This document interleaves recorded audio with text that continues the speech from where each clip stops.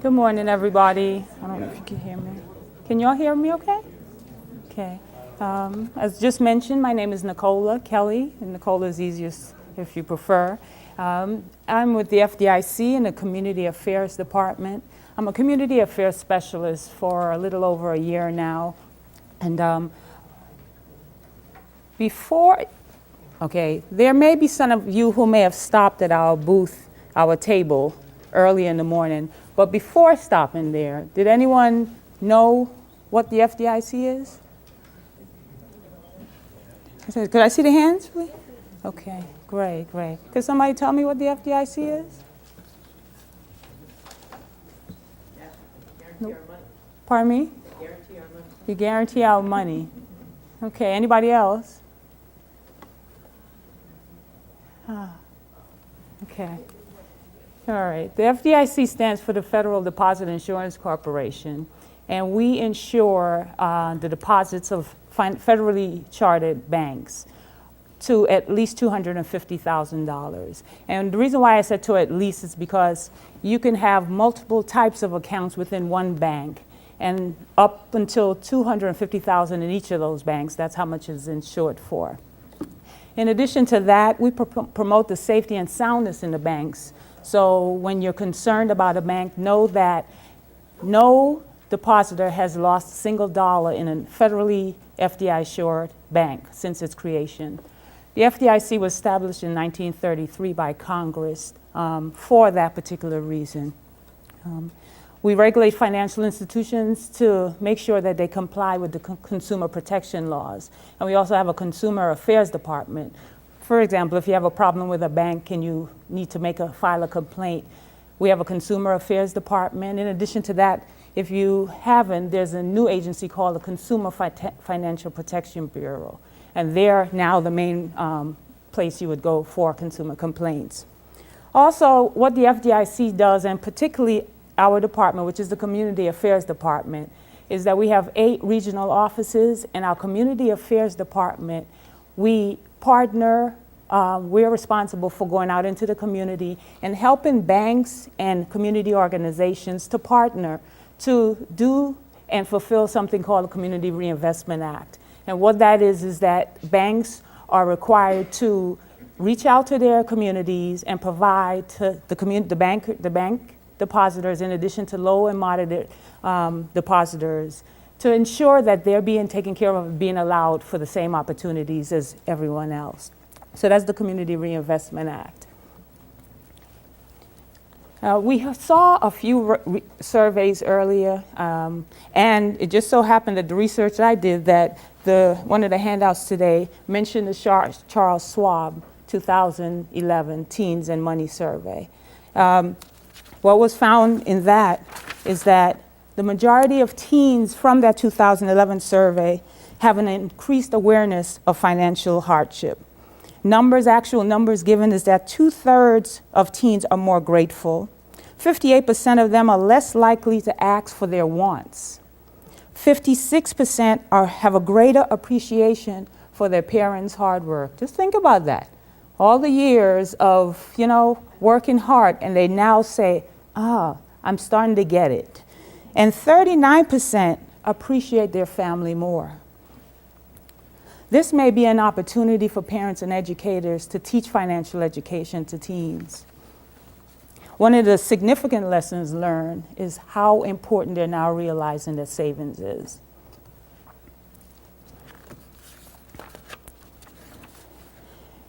Now, increased knowledge enables people to make informed decisions.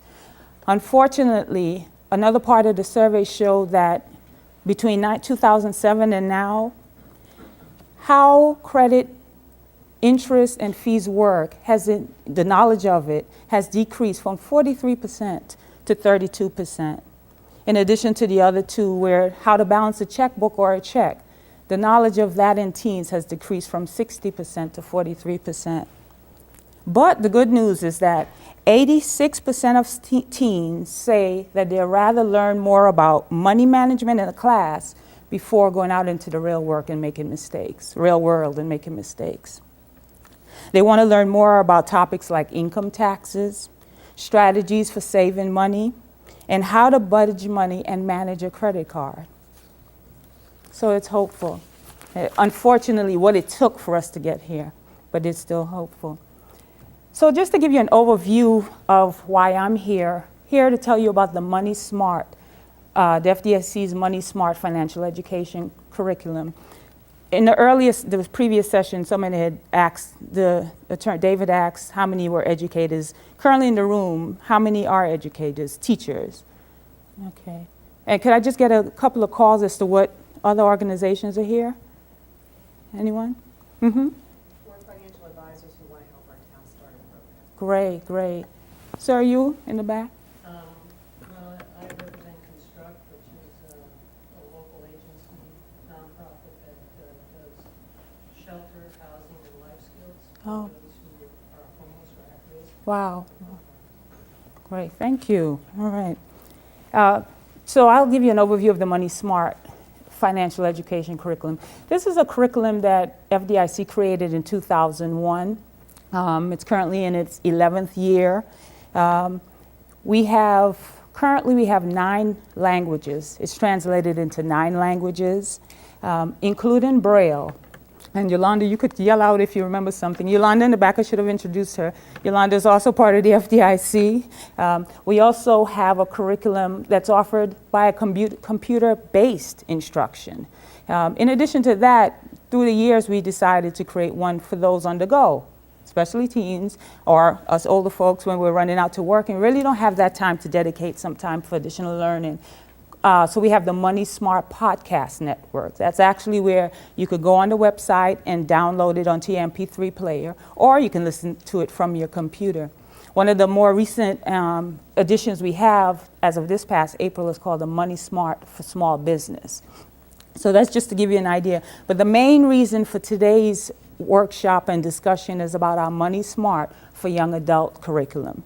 And this curriculum was created in 2008 and is particularly geared to the young adults between the ages of grade 7 through 12, and then also the first 2 years of college. After those first 2 years, we more likely would suggest that they use the Money Smart for adults. So that's the main curriculum, is the Money Smart for adults, and then we have the Money Smart for young adults. Now, in the Money Smart for Adult, there's 11 modules, and then in the young adults, there are these 8 modules. The Money Smart Bank on it, what this is more or less basic banking, teaching the teenager about different types of financial institutions, be it a bank, a thrift, or a credit union. In addition to that, just simply giving them the tools to prepare them to have a relationship with a bank. Then there's Check It Out. Check It Out is understanding about checking accounts, what is a checking account, how to open a checking account, how to prevent yourself from experiencing overdrafts, which in addition, other types of fees. And then we have the setting financial goals. And this is how to maintain, how to manage your money, how to create a spending plan. We started moving away from budget and trying to use the word spending plan more, since it seems to attract people better than saying a budget. We also try to establish financial goals. You know, you set these goals and then how are you going to get to that? And in that module, we also show how to increase income by decreasing spending and the different ways that they can do that. Then we have Pay Yourself First, which is always my favorite. And it comes from, besides the title, it comes from how I was raised. I just remember being taught, to save. And that's basically what Pay Yourself First is, to save. Pay your bills, but make sure just like you may have a list for the bills that you have to pay, make sure that paying yourself first is one of the items on your list. Then we have Borrowing Basic. Borrowing Basics more or less helps the teen to understand the basics of borrowing and different types of loans that are available. Charge It Right, excuse me. This is more directly towards credit cards, telling them the different types of credit cards, the fees involved, and things to be aware of, the cost of credit and such. And then for paying for college and cars, this prepares the student to understand the general information about installment loans, car loans, student loans, especially those getting ready to go into college. It also helps them about the different federal and private loans that would be available to them and understanding what it is that they're reading about. And then finally, on the 8th module is a roof over your head. And what this is more or less kind of helping them to make informed decisions for when they decide to have their first apartment. When I say first apartment, you may have some more ambitious students who say first home. So it's just to prepare them and giving them the different ideas. So these are the different 8 modules of the curriculum. Now, upon completion of the curriculum, the students will have these knowledge after, gaining insight on it, and I won't go through them, but it's more or less, for your purview.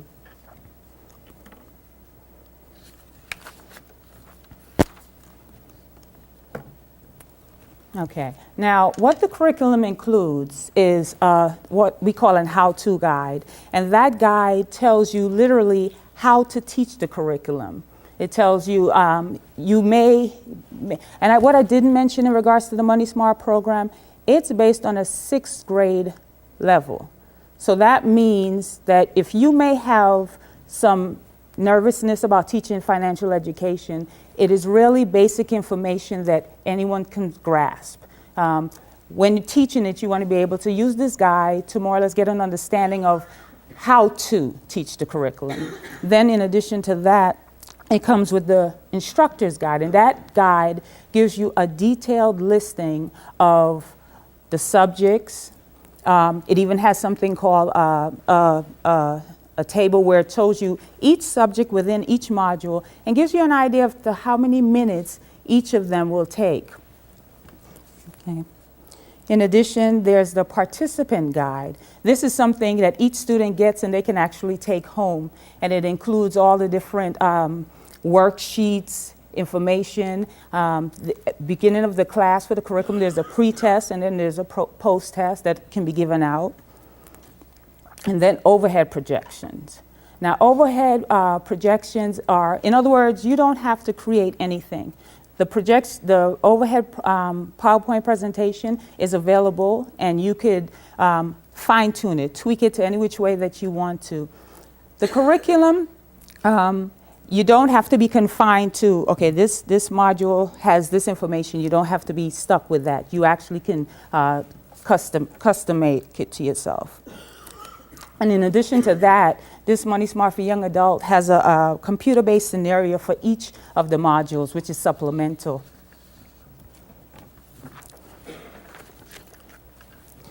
Now, we just heard, and I just learned some more in terms of Massachusetts and the actual making financial education a requirement of the Massachusetts school system. So what I would say in regards to this part is to assist with the implementation of the curriculum within a school classroom. Just wanting to know that the curriculum is mapped to the educational standards for all 50 states, including DC, Guam, and the Virgin Islands. We also have educational standards that match up with Jumpstart Financial Literacy Standards and the NCEE National Economic Standards. So more or less what that is saying is that we heard math and we heard economics, but Money Smart can actually blend it into any type of class. It doesn't have to be confined to just those 2 types of classes. How it's formatted, the conversation is where I see it. Is conversation could be blended into any type of class depending on what your subject is. And what I'll do at the end is to show you an actual CD, so then you'll see the different ways that it's mapped in. One of our biggest and uniquest feature is that the curriculum is free. Some of you may have already, yay! Some of you may have already gotten 1 or 2 CDs from the back from Yolanda. It's free.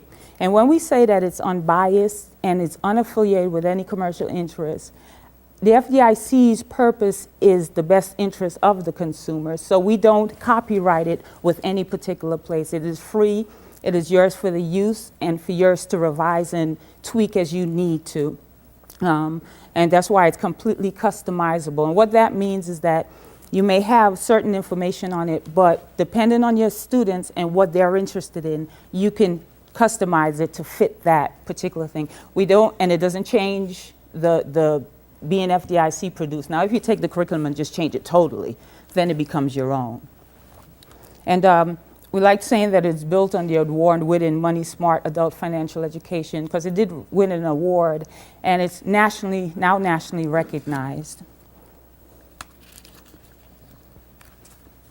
Now, in terms of distribution of the Money Smart for Young Adult, it's currently in English, it's currently only in English, but we're now working on the Spanish translation of that, and we hope to have that out by sometime next year. It's distributed on CD-ROM, and I have, if you didn't get one from Yolanda, I have some if you need. And in addition to that, this curriculum, right now, it's just instructor-led. So that means it's created to be taught by you, teachers and anyone interested in sharing the information. And we also have something called a Train to Train, a DVD. This is for you, actually, before the person training interested in giving the session. There's a DVD to show you how to present the curriculum. So that's the Train to Train, a DVD. Now, in terms of potential uses of it, well, in Massachusetts, it's not required, but that is one in some schools. They have required, like colleges. Some colleges use the curriculum because it's required for freshmen, incoming freshmen. They take it as part of their freshman orientation. Money Smart is used in that way. It's also could be used as an optional material. Say, for example, the instructor is scheduled to be out on a particular day. It could be used that way as part of the curriculum for that day. Supplemental information could be required as part of an elective, a finance elective, be combined with other classes to supplement the information that's being shared on it.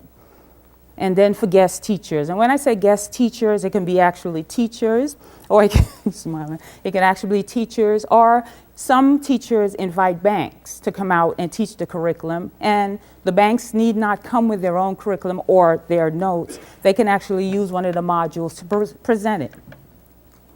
And then the after-school programs. I don't see her here, but someone had mentioned, I think they were speaking with Yolanda about actually doing financial education as part of an after-school program. It could be used that way in terms of, be it through the school. I think one school I know, the PTA used it as part of their meetings.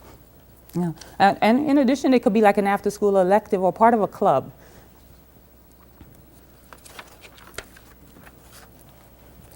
And I mentioned before, the content is presented in the modular format. That means you have 8 modules. It does not mean you first go through module 1, then you got to do 2 through 8. You could take a pick. You may have students who are just interested in creating a spending plan.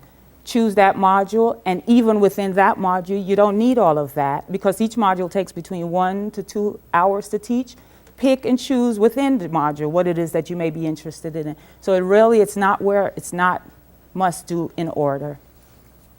And I'll just mention that it's designed to appeal to all learning styles. In other words, are you a visual learner? You go by seeing. When I show you the DVD, you'll see the visual. Do you learn better by hearing? You may hear information, and that's how you retain audio, visual audio. Do you hear? And then there's those called the kinesthetic. Those who learn better by moving. I actually saw a presentation earlier this week from a financial institution. They actually are using motion. So there's a board, and you see the students learning and answering questions based on their motion to the screens. And one child, she really knew. She says, well, I'm kinesthetic. She was moving all over the place. But the thing is that she was learning, so different learning styles, and this helps with that. Now, it doesn't mean that you may have a class full of students bouncing all over the place, but it's just to show you that it can involve all.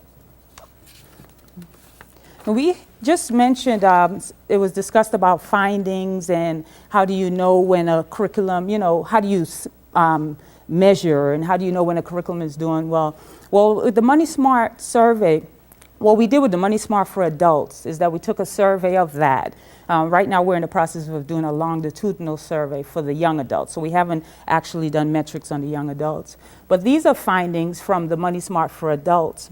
This was done, there was kind of like pre-curriculum information given. Then we had post, immediately after the course. This is the result. 69% of respondents reported an increase in their level of savings. 53% reported debt decreased, and 58% stated that they were more likely to comparison shop. Then, 6 to 12 months afterwards, in other words, there was contact made with those individuals by phone 6 to 12 months afterwards. And these are some of the results that we found in regards to the curriculum. In addition to what you see here on the screen, 73% of those indicating they intended to save in a savings account at the end of the course followed through on their intentions. We want to know, well, what are the actions afterwards? More people, 61% of those not using a spending plan at the end of the course used one by the time of the follow-up, and 95% of those used a spending plan at the end of the course still used it at the time of follow-up. 99% indicated they followed their budgets very or somewhat closely, a statistical change. So, we have evidence that's shown that this curriculum does not only improve knowledge, but it actually makes behavioral changes. Now, what is our role? Because we actually are not allowed to go out and teach the consumers about the curriculum. Again, we're unbiased and we don't have that position. What we do is partner with educators, local and state government, nonprofit organizations, and others to teach the curriculum. We go, we provide technical assistance, and what that is possibly linking a school up to a financial institution, because we have those relationships. And we have quite a few, as I mentioned earlier, the Community Reinvestment Act, banks want to reach out to the community. They're required to reach out to the community. So these types of relationships and collaborations are possible. In addition to that, we teach the trainer-trainer classes. And what that means is that based on our staffing level, we can come out to organizations who have, say, about 20 people in the class and teach you. We will train you on how to train the session. So that's another thing. And in addition to that, we have publications that we share on best practices and the researches that we've done. One of those publications is called the Money Smart newsletter. This is a quarterly newsletter that we distribute online. I think the distribution list is about 45,000 people right now. Part of that newsletter, and the biggest part of that newsletter, is called Success Stories. And what I have right up here are 3 success stories that are specifically geared towards giving you ideas as educators as to how to reach out to students. What success stories have been used with using a Money Smart, just to give you an idea and give you ideas for you to use it. And then in addition to that, part of the Money Smart use is that we also update you on updates to the curriculum and any changes that have made. Like I said, we just recently last year updated the adult version, so that's, that was part of the news, and letting everyone be aware that now there's new curriculums offered. Now, in terms of getting the Money Smart curriculum and all the different parts of it, it could be ordered online. Again, it's free, and you don't have to but you need to go to the FDIC's Money Smart website in order to order. We have an online ordering system. So what I'm going to do right now is kind of show you what the actual CD looks like. Okay, can you see that?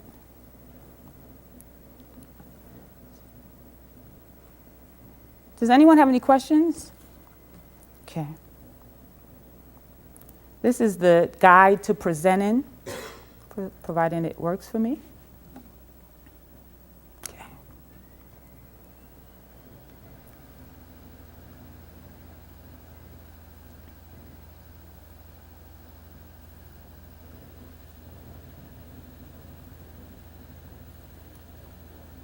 And again, this is what you would use, you say you have no experience in teaching financial education, you've never used financial education before, what am I supposed to do?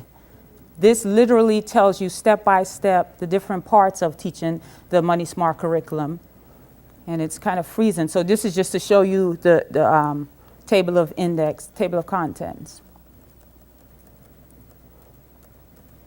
Again, with your target audience. Your target audience, say for example, if you're an educator, may be students, but what do they want to learn? What is it that you want to teach them?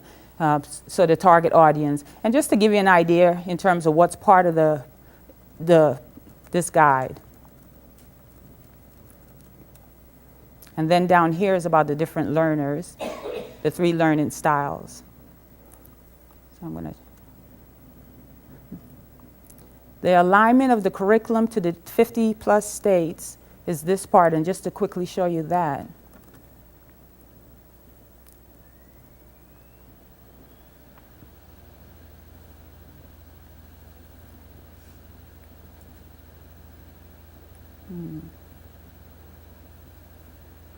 That doesn't look like it's opening right. Okay, I'll just go to one of the curriculums because that wasn't, this is what your instructor guide would look like. This is the borrowing basics.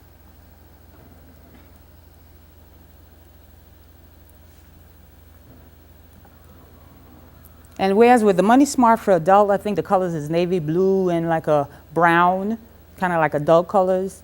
They use brighter colors for the youngs to kind of keep their attention. So that's where these bright blues come in and the light greens. Now this is Jasmine, if I get their names correctly, Jasmine, Juan is Jasmine, Ramon, Todd, and Grace, right? Okay, these are the characters so students could identify.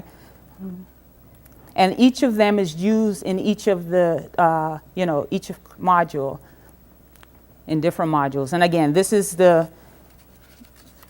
your guide. This would be your guide, the instructor guide to prepare you to teach the class. This is the table that I mentioned before, the layering table.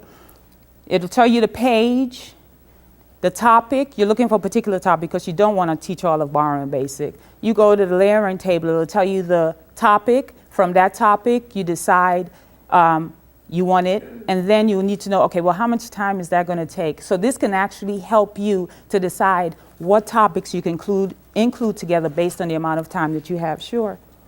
When you order this online, do you get the CD version of this, or do you get a paper copy of stuff? You get a CD, and today you get one right now because I have them.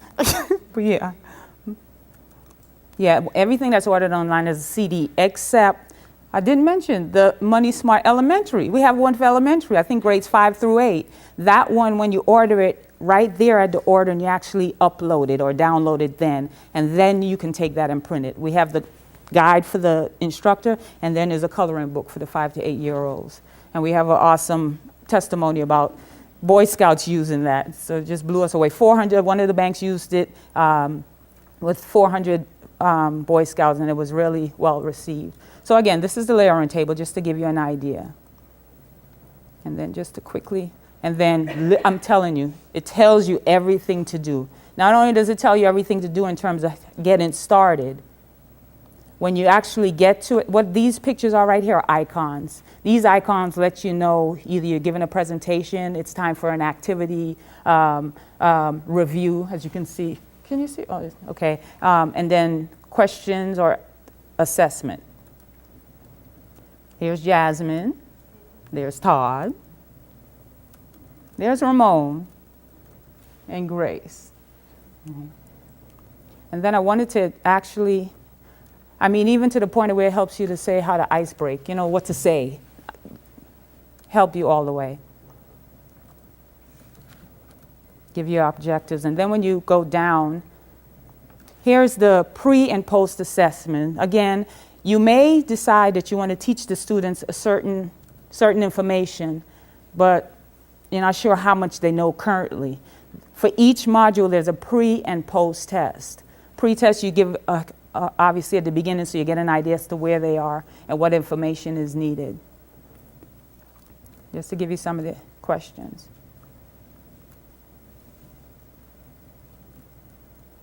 And the questions, of course, are based on what the the module is, you know. And then, again, because of that visual or what have you, we have cartoons as part of it and so forth. So that's just to give you an idea of that. And I just wanted to give you the actual, there's another one that the students, okay, you've done this, you use the PowerPoint presentation to give the class, then you want to give homework or give an assignment right there in the class or give an after school something for the students to do on their own at their own leisure. You can actually, there's actual scenarios within classroom, and if there's computer access, the student would actually sit and go through these scenarios.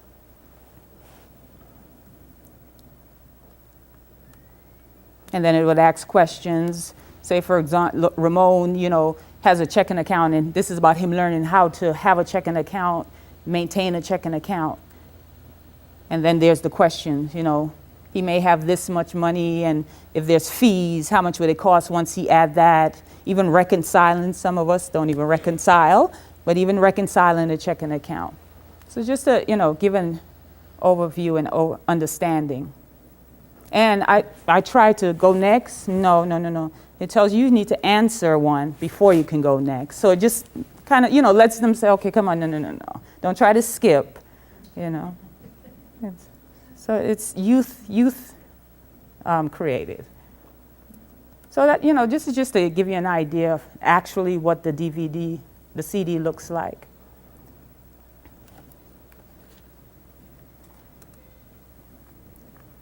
Okay. All right. So at this time, if there are any questions, and it started all the way from the back, but that's okay. If anyone had any questions, sure. Why don't you? All 8 of these modules In in total. at one time? Well, let's say we're going to put this into a home economics class. Right. Or something like that. Mm-hmm. And we want to fit that into the course that we have. Right. How much time would you allot a month for the month of 6 weeks? My business card's also up here if you need it. Each module, depending on which module, takes between 1 to 2 hours. So, and depending on how much time you have. So if you're talking, you know, 16 hours, you may be able to stretch it out based on that. But just keeping in mind between 1 to 2 hours for each module. And you don't have to use, if you choose not to use the whole module, it'll be less time. So a month would be a reasonable. Right, Put yep. this into a social studies class. Right. Or maybe more, depending on wanting to retain the information. Yeah. Well, I'm thinking, you know, sort of. In terms of your time frame. Doing the spending plan. Mm-hmm. I sort of would envision if I were teaching this, doing that last, to make the kids really do their own at the end. Right. After they get the understanding of everything else. Making sure that makes sense. Definitely. I can't go home without that. I'll hand it out. Was that the first question? Okay, I remember you. Uh-huh. I was wondering when you said it can be part of a required course at college, could some independent person take on the, you know, effort of educating, you know, groups and be paid for that, or is that against policy? We don't advocate being paid for it. We offer the curriculum free. There's some situations where they depend on administrative cost. Organizations had to charge a minimal fee for resources, paper, and so forth. But we don't really, in terms of putting a cost to it, that's not part of our policy. But would that be okay? Say you had 10 people who wanted to educate their state. Right. To go to libraries or, you know, align with adult ed programs or something. Right. And so they're being paid, you know, maybe through a recreation program. Mm-hmm. Somehow, some way, you know, the person needs to make a living, you know, whatever. If they can do it for free, that's great. But would that be against your policy, someone else? Our policy is not to pay for it to be trained. What organizations do, you know, it's beyond or out of our hands. Right, but we don't advocate paying for it. We understand, but yeah. Right, I think it'd be, you know, anybody who's out of work, you could train up Right. people and say, now you're financial educators and you're small business people, you know, if you're charging $10 an hour or whatever. This, you know, you're filling an important piece. Right. I'm sure that thought has been often. Another question? Sure. How does the podcast work? Is that direct? I'm getting ready to go online. We don't have online. The podcast is you actually go to the did I put it there? You go to that website. But I mean, is that for the instructor to listen to and learn? No, it's for everyone. So the kids, so we're with the Massachusetts Financial Education Club, so before I propose this idea about Mhm. work, Sure. so we're planning out our public awareness campaigns, we're starting with a few gateway cities, and we want to have actual resources to plug them into immediately. Right, So if we were to say, go to this podcast right here while you're sitting on the train looking at this, right. that functionally would work. They could go in there, plug it into their phone, and listen to it right there. Right. Go to a website. They need to download it onto their MP3. If not, they need to be at a computer to go to the website and hear it. It just works the same way podcasts always work. They go on and it's a certain number of days, they would listen to that. Correct. And do they have assignments and things like that? No, this is all information. Each information from all the adult modules, as a matter of fact, because that's another thing for the future in terms of age-wise podcasts. But yeah, no, it's all the different financial education information in truncated version. So, So I may be contacting you Sure. in a month about the next month. And the other, along with that, if the organization has a website, we permit organizations to link to our website. Oh, great, great, great. Right. Any other questions? Okay. All right. Well, I thank you all. And if you don't already have a CD, if you could come on up and I'll give you one.